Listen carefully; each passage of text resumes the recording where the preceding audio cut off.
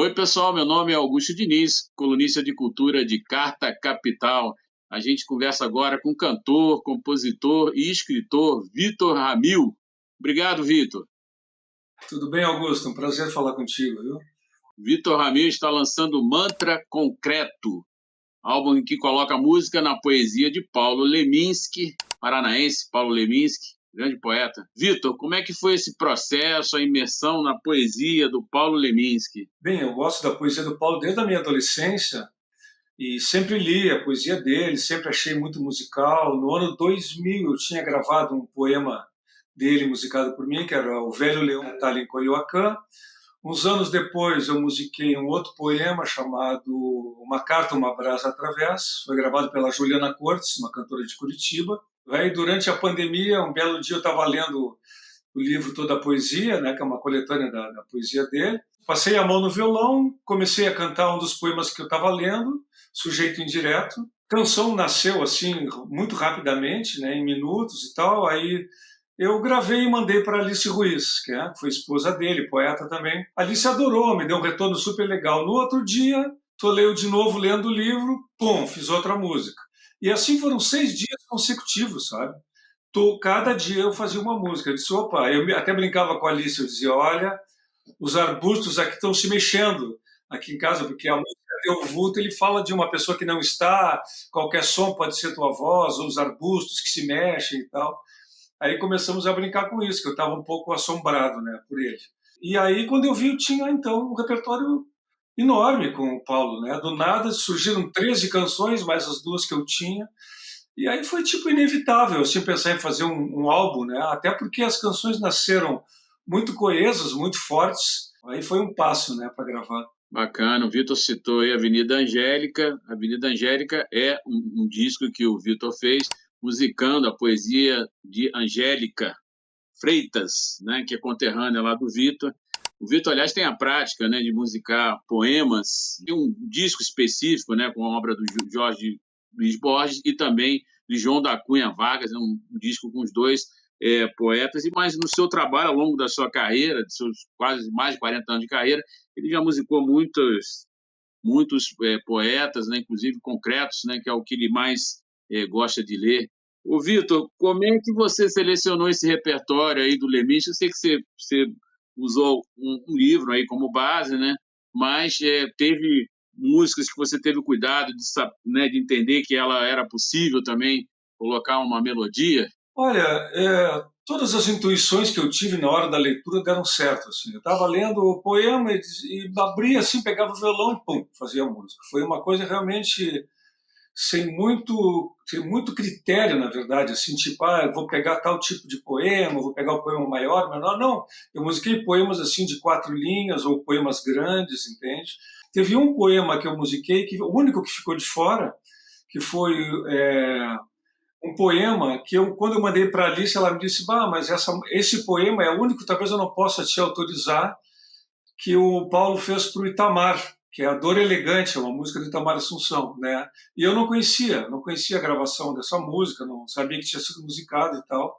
Então esse poema ficou de fora, porque foi feito pro Itamar, né? Foi dado para ele e tal. Ô, Vitor, eu gostei muito da forma que você tratou os poemas, né? A sonoridade, né? Foi criada assim uma atmosfera musical que reproduzisse um pouco essa poesia lúdica, né? É, tanto imagética, né? Do Paulo Leminski. Como é que foi esse processo?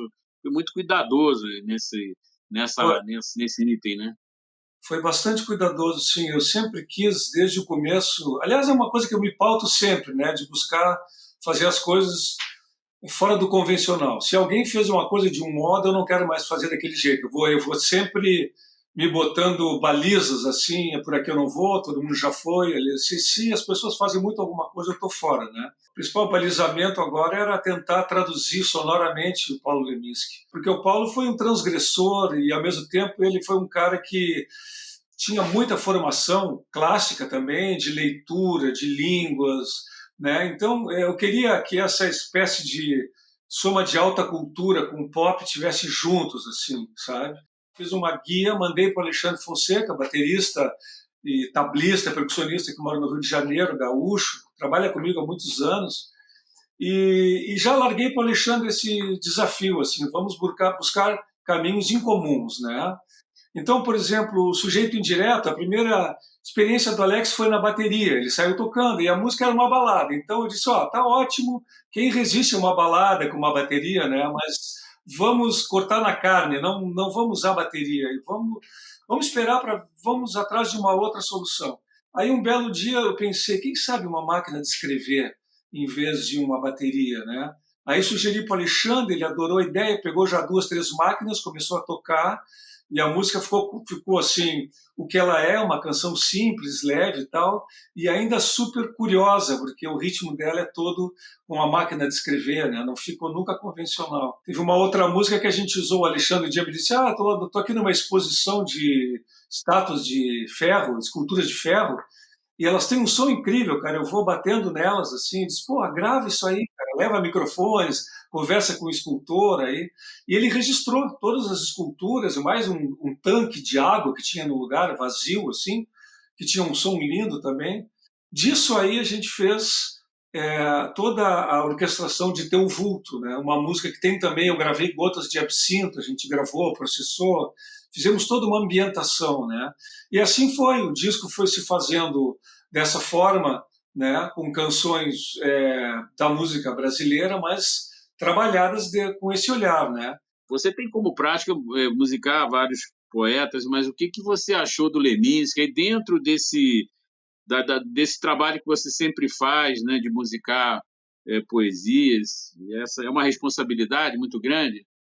Ah, né? É muito grande. É que nem é parecido com quando eu musiquei Borges também, né?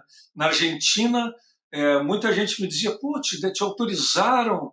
Não autorizam ninguém a musicar Borges aqui, sabe? Eles tinham uma coisa lá que o Piazzolla tinha musicado 3 poemas, entende? O Aníbal Troilo tinha musicado um poema, mas ele era uma coisa meio falada e tal. Tinha um que outro musicado, né? Mas em geral as pessoas não conseguiam acesso, assim. Era um medo que eu tinha. Uau, como é que vão receber eu, um brasileiro, compondo milongas e ainda do Borges, né? Imagina só. Então eu tinha esse desafio. O desafio do Paulo Leminski era um pouco o que eu já te descrevi, assim. A poesia dele tem a comunicabilidade da letra de música, né? Porque um poema tu abre um livro e lê. Se ele é difícil, tu lê de novo, tu tá com ele na tua frente, parado, tu vai, volta, relê uma frase, volta a outra. Agora uma canção ela tem que dizer na hora, ela quer dizer. Uma canção ela tá passando, o tempo dela tá correndo, tu tem que ouvir, ela tem que te bater, né, de alguma maneira. E o Paulo tinha essa qualidade na poesia dele, da qualidade da letra de música. Era uma comunicabilidade enorme. Tu lê o poema dele, em geral, tu pode. Depois tu volta para fazer determinados aprofundamentos, porque ele é extremamente sutil, mas, no geral, ele passa a mensagem de uma forma assim que tu pode até não entender bem exatamente do que ele está falando, mas tu está entendendo tudo, sabe? Isso é muito bacana, é muito coisa de letra de música.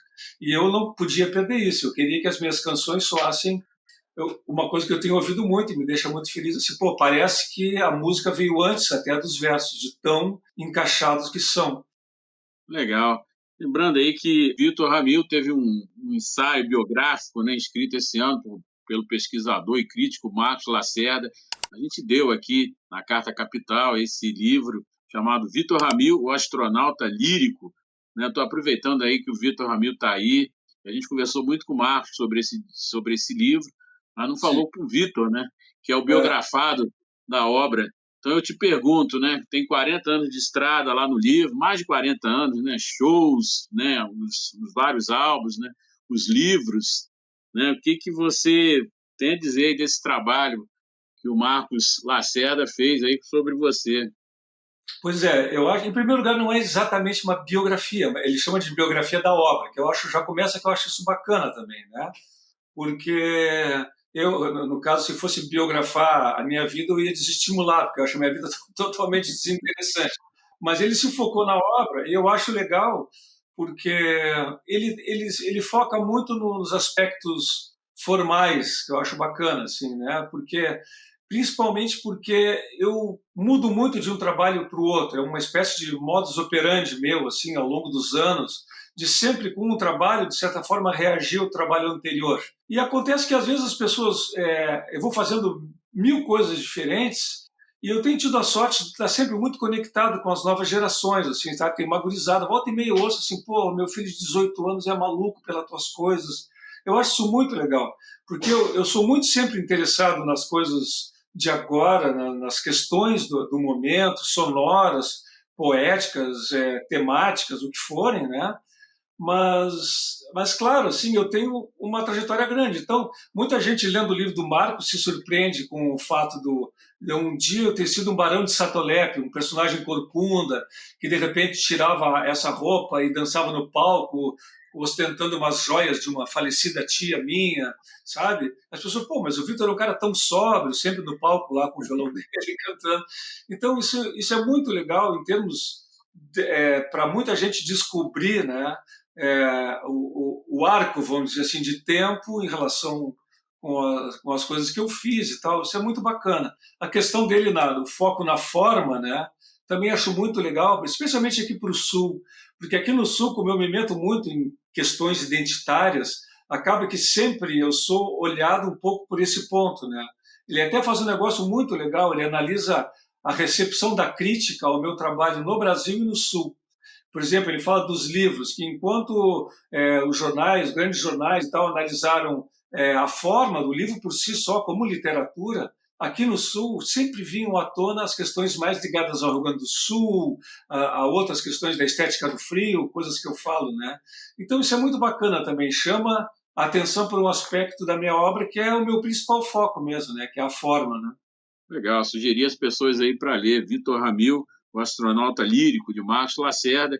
A gente resenhou aqui na revista Carta Capital, como eu já disse, é um dos grandes livros aí do ano, com uma forma, um ensaio muito bem feito sobre o Vitor, né? Expondo aí mais as nuances, né, da sua carreira artística, as suas sempre inovações, né, que provoca, que faz, né, ao longo desse tempo de carreira. Aproveitando, ô Vitor, eu vou te perguntar, o que você está aprontando aí, além Hum. desse disco? Você tem várias atividades, tem muita coisa, ou o que vai fazer com esse disco, né? Vai lançar o Mantra Concreto. Não, Mantra Concreto, agora dia 24 de outubro a gente lança em Porto Alegre, faz o primeiro show, e é um show em que eu vou tocar as músicas do disco e algumas canções minhas que eu acho que tem a ver com o Paulo, com o repertório dele e tal. E no mais eu estou escrevendo o dia inteiro, né? Estou escrevendo a Estética do Frio, que é um longo ensaio sobre essas ideias que eu estava te falando agora. Eu dei uma palestra uma vez em Genebra, na Suíça, num encontro, e depois publiquei e repercutiu muito, assim, porque a expressão um pouco fala por si só, né? O Rio Grande do Sul há muito tempo tem uma necessidade de encontrar algo seu que não seja o tradicionalismo gauchesco, né? De certa forma, a Estética do Frio é uma proposição minha, uma alternativa a isso, e tal. Então eu estou focado nisso, porque eu nunca me dediquei a falar aprofundadamente sobre o tema e tal, e ele gerou muito mal entendido ao longo dos anos, né? Eu reagi a um estado de coisas, por quê e como, né? Sem pretender que a estética do frio seja um movimento, sabe? Que as pessoas façam o que eu estou fazendo. Não, essas são as minhas escolhas, façam as suas. Eu acho que o Rio Grande do Sul precisa se diversificar, entendeu? O Rio Grande do Sul teve historicamente um apagamento da cultura negra imenso, né? O negro ficou de fora do nosso mural cultural, étnico, sabe? E isso também foi muito negativo para nós.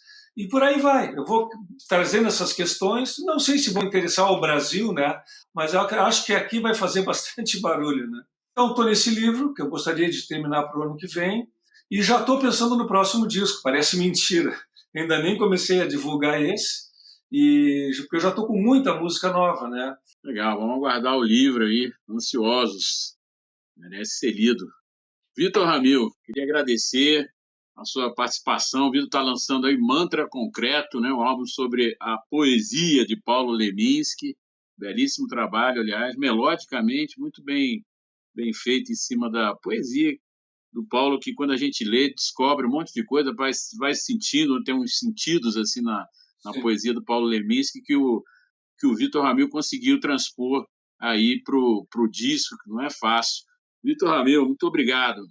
Eu que te agradeço, Augusto, tá? Estamos sempre aí. Chama quando quiser.